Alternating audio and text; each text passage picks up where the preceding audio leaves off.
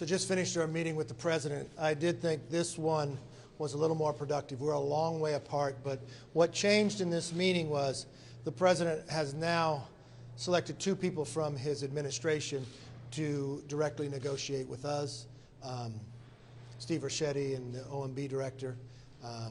I will have Garrett Graves and my staff meet with them, and we've got a short time frame here to try to find out how we could come to an agreement.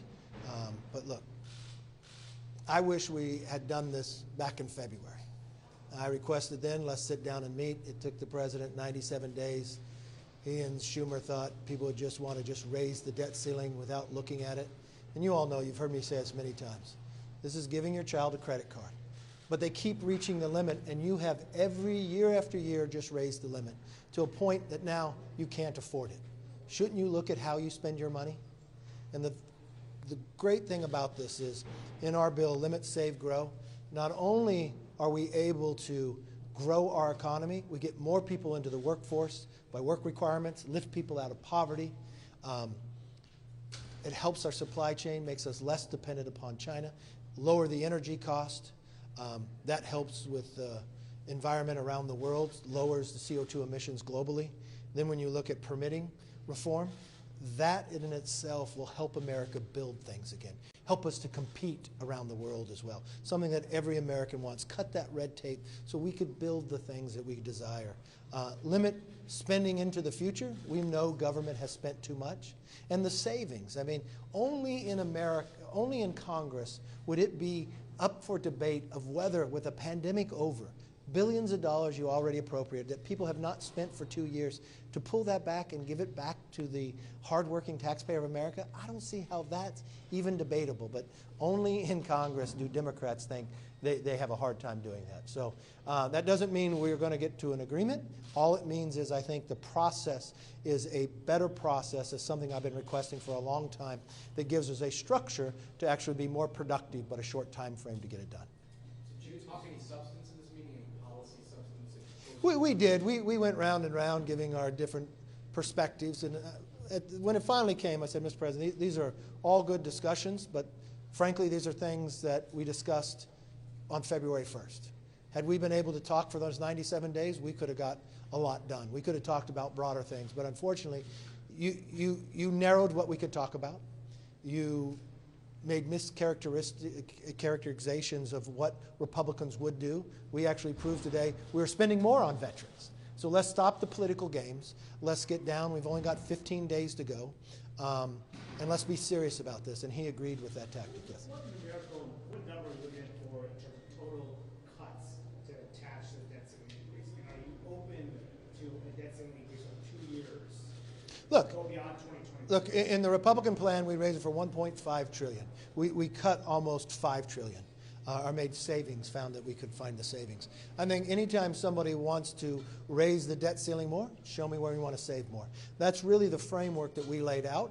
We're open to discuss, but from the same perspective is, if we're able to save $5 trillion to raise the debt ceiling and you want to go longer, you got to be open to doing more items as well. What are you talking about? Yes, ma'am. Out of all the things that are on the table, why draw a red line about work requirements and you have other red lines? Look, I look at the bill we passed. We're the only ones that have been able to raise the debt ceiling. What we look to is limit, save, grow. I want to curve inflation. We all know how inflation created in America. Democrats spent $6 trillion more dollars. Every economist will tell you, everybody warned us about it. And then unfortunately, even the Treasury Secretary lied to us about it, said it was transitory, when it caused more damage and harm to every American. What we're able to do by limit is curb the inflation. We want to get off our dependency on China. How do we do that? We help our supply chain. We get more people out of poverty into work. And remember what we're talking about when we're talking about work requirements. It's only for those people who are able-bodied with no dependents. You could be going to school, no problem. You could be looking for work, no problem. Wisconsin just passed this by 82%. The president, as senator, voted for it. We find every statistical data, it helps Americans get better jobs and work. And then let's just turn it on its head. So if you take a Democrat position, what you're telling to Americans is, I need to go borrow more money from China to give to somebody who's able-bodied, no dependents, and pay them not to work. Well, what you really want to help them is get them into the workforce. Give them a sense of pride. Give them more in common. Every statistic tells you it helps the individual. And I want to help more Americans. I want to get us off the dependency of China. And I want to curb inflation. But more importantly, I want to stop that supply chain problem too. Yes, ma'am. Speaker, would you or are you considering something that the Democrats want adding to the table, like an extension to child tax credits? Look, if the Democrats want to pass a bill and we can go to conference, I'm more than welcome to see what the Democrats can pass. The Democrats control the Senate. They've had as much time as we have. They talked about it for a long time, but they've passed nothing. So I don't see why adding something new would help. Yes. Had you expressed work requirements as a red line to White House, the rest of leadership? Look, I've talked about a lot of things in it, and I'm not going to negotiate with all of you.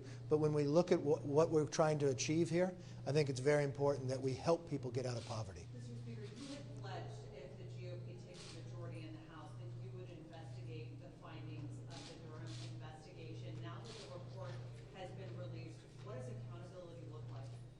Well, a number of things. We're asking Durham to come in and testify so we can look at it more. It really raises the question about Adam Schiff. You remember when he told the American people he had proof? Remember when he told them he didn't know the whistleblower? And what he put America through and openly lied to us, and now it's proven in this as well? It raises a lot of questions about his character, his standing inside of Congress, or whether he should even be in Congress. Yes? Mr. Speaker, going forward, obviously you said that the administration has selected those to work directly with your office. What do you see as a goal going forward for the other leaders, McConnell, Schumer, and Jeffries at these talks? Look, they have communicated in these meetings, so we kind of know where everybody stands. It gives us a good feel. They too thought this was a good idea.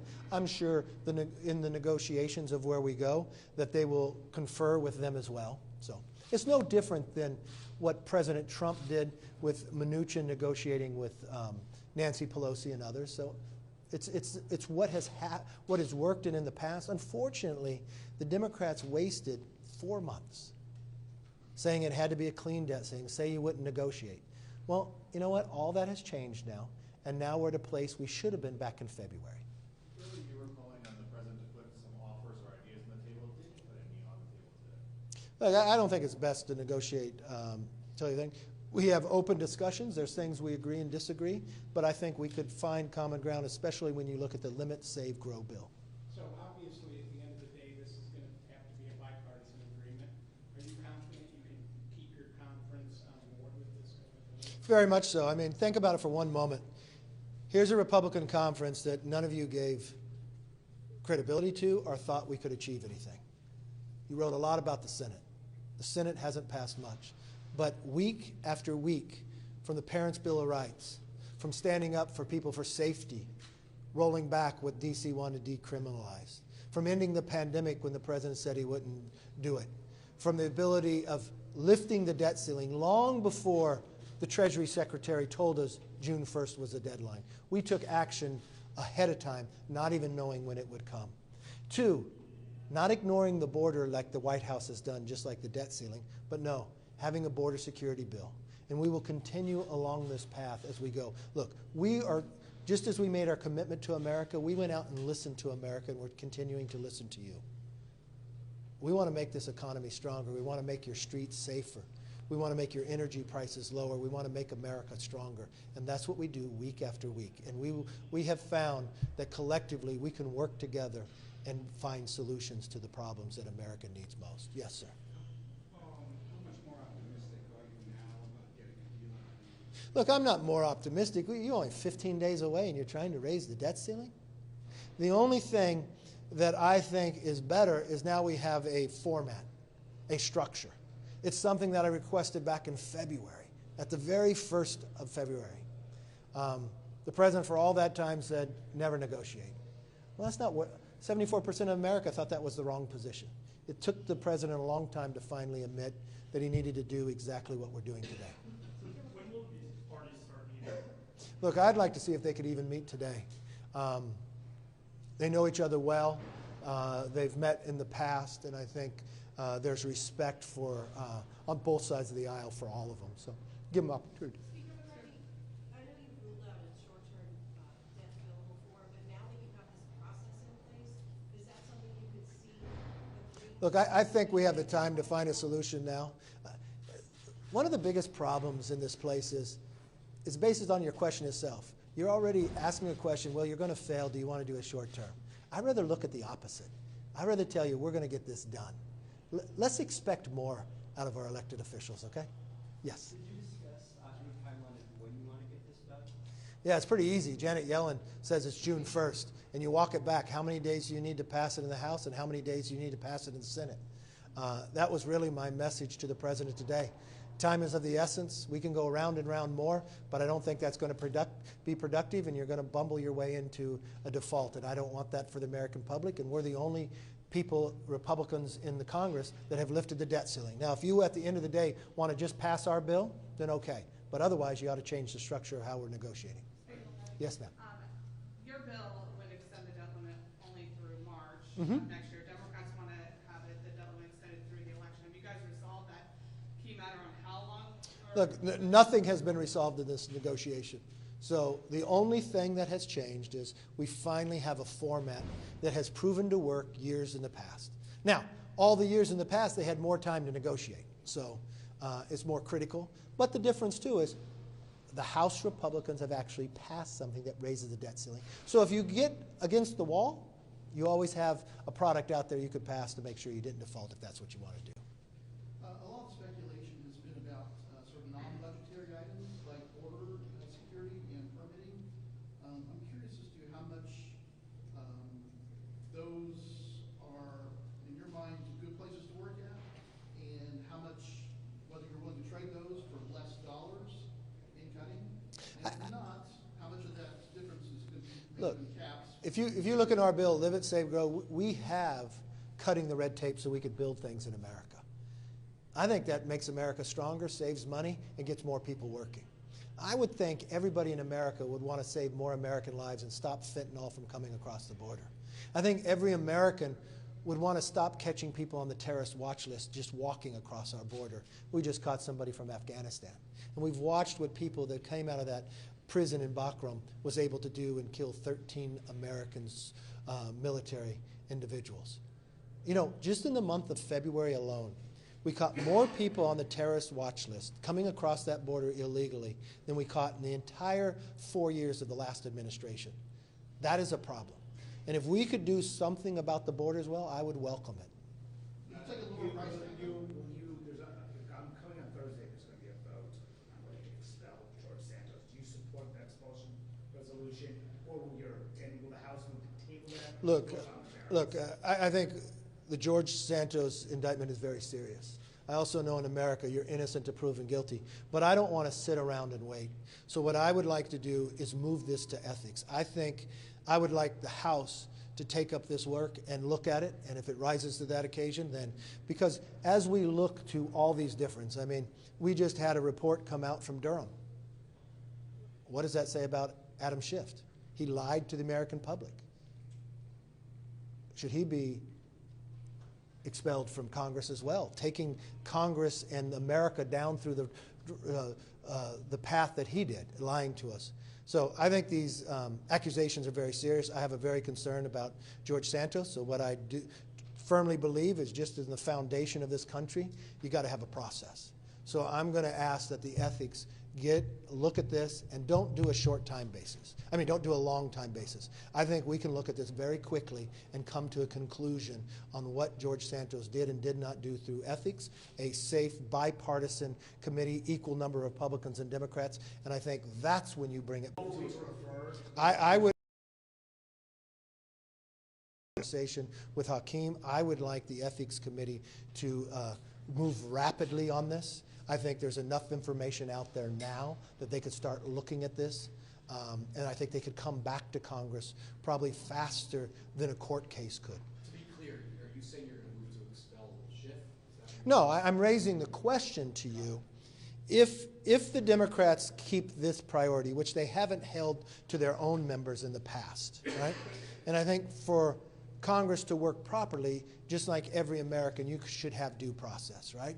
Because now what are we finding with the Durham case, right?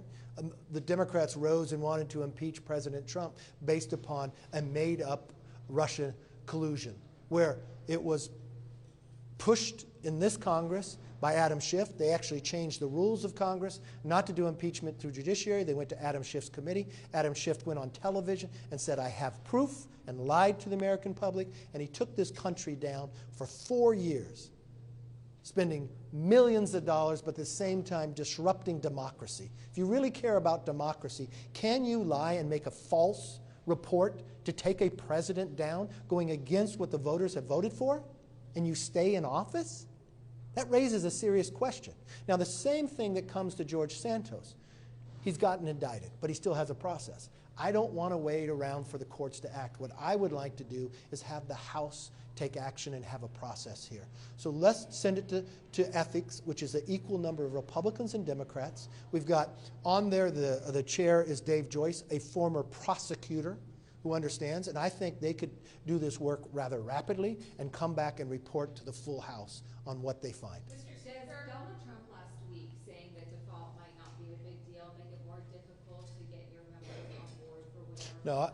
No, I think our members were able to show that we can raise the debt limit and based upon to limit, to save, and to grow this economy. I think President Trump is a great negotiator.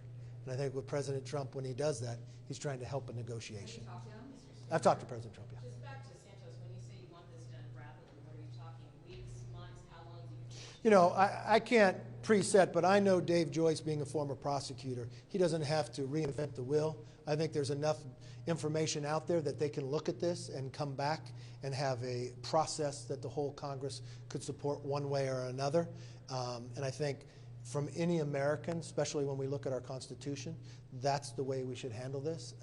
And I have a trust in them and the Ethics Committee to do their work. Is President Biden's decision to shorten his trip as a result of your suggestions? That's what it could be to discuss. Well, the president did start by saying he was going to Japan and meet with the G7. His trip after that was to see some other leaders, but he raised the question that those other leaders will be at G7, so he could see them there and then come back, and he said he was available by phone and others. Should Leader Schumer ask the Senate to come back next week? Is he mentioned that? Have you talked about that? Look, they have to deal with their time frame, and I know they will. I don't think they're going to sit out while we're dealing with a debt ceiling, but I think as we negotiate, if we're able to come to an agreement, I'm pretty confident they'd come back and vote on it. Last question? Yes, sir.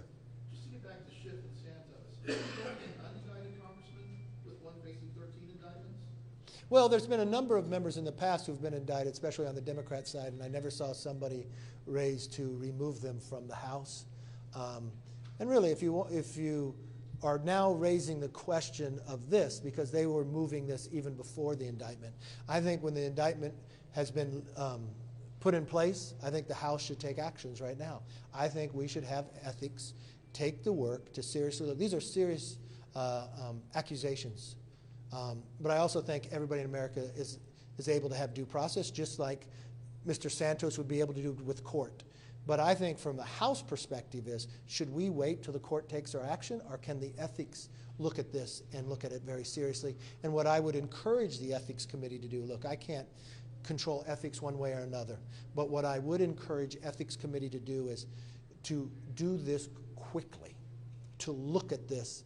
Don't play time out. There's enough facts. There's enough ability for people to come in and give your answers, and diligently together in a bipartisan manner look at it. I think for the long term of the House and the respect of the House, that is the way we should handle things, and especially going forward to anybody else. Yesterday, your WID came out in support of impeaching Secretary Malpass. Do you support this impeachment? Look, I think like anything else, I look at it from a constitutional point of view. I was very clear with Secretary Mayorkas months ago, even before this Congress took over, that I think he had failed at his job. I think every American, when they look at when Mayorkas goes on television, tells them the border is secure, and why you have in the camera frame thousands of people just walking into America, nobody believes that. I bet if you hook Mayorkas up to a lie detector test, he could not pass a lie detector saying the border is secure. I think America has a lot of questions, and I think he should have to come before the committee and answer all Americans about this. Other than that, thank you very much. It's been a pleasure spending time with you. I know you have a choice in your interviews, and I appreciate you selecting me. Take care.